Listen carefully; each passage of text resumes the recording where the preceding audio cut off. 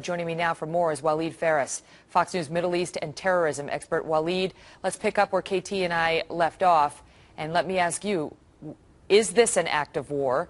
Should the United States even consider treating it as such, or does that elevate it to a level it does not justifiably get to?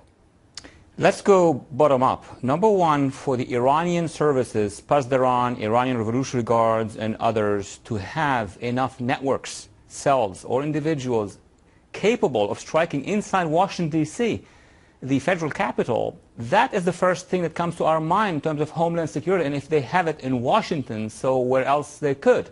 Number two, if indeed it's the Iranian Revolutionary Guard, Phares, and the Quds Force in particular, if that is the case, we're not talking about a branch of government going loose. We're not even talking about Ahmadinejad. This organization, this agency, and there's a consensus on that for those who are with Iran and those who are against Iran, takes their instructions from the supreme leader, from the office of the supreme leader Ayatollah Khamenei. So this is a central decision by the Iranian regime to strike against the national security of the United States, and also to trigger conflicts in the Middle East, because when they would bomb, they were planning on bombing embassies. One is the Saudis and the other one are the Israelis. You know, they're talking about triggering a conflict inside the Middle East. And the third dimension, if I may say, this doesn't come alone. When they plan such a strike, strategic strike inside the city, inside Washington, D.C., it means that they have other things that they wanted to do in the region against the Saudis and against the Israelis. Well, that's another question, is if there is this plotter who we discovered, and apparently just to update our viewers on what we know, there is a man by the name of Mansour Arabsiyar, 56, Iranian-American, who was behind this plot. He was caught when he contacted what he thought was a representative of the Zeta drug cartel. In fact, it was a DEA agent out of our Houston office. He tried to get what he believed to be the Zeta drug cartel in Mexico to work with him on this assassination. In fact, he was working with undercover DEA agents who brought in the FBI as well. He took several affirmative acts towards completing the crime, according to the indictment, including wire transferring up to $100,000 to the person he believed was working with the Zetas. $1.5 million in payment was the agreed upon term.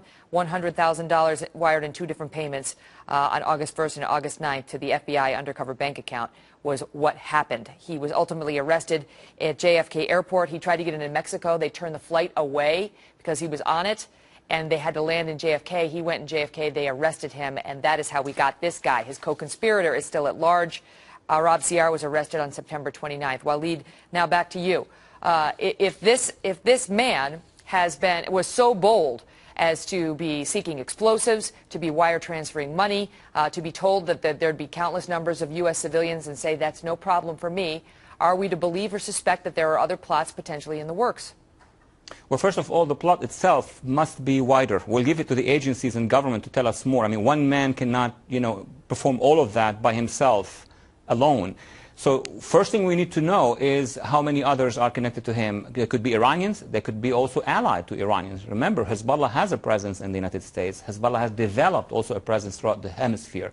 But we will have to wait for the government to get more information. But the other thing is that we don't know if the Iranians would have claimed it or if they would have framed some other group, some jihadi group, and did the strike against the Saudis and the Israelis and forced some sort of dramatic development in the Middle East when the Arab Spring is taking place. Or this would have been a strike claimed by the Iranians, but with something else. Remember, as KT has said, the Iranians have becoming very bold. This is a very bold conspiracy.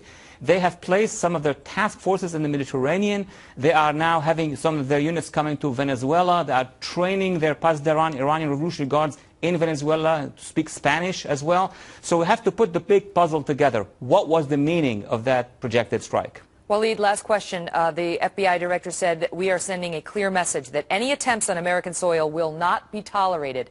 How? How can we do that?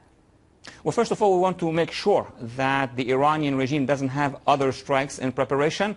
We really don't know. We're like a 9/11 that was botched, but we don't know exactly the length of it and the dimension of it.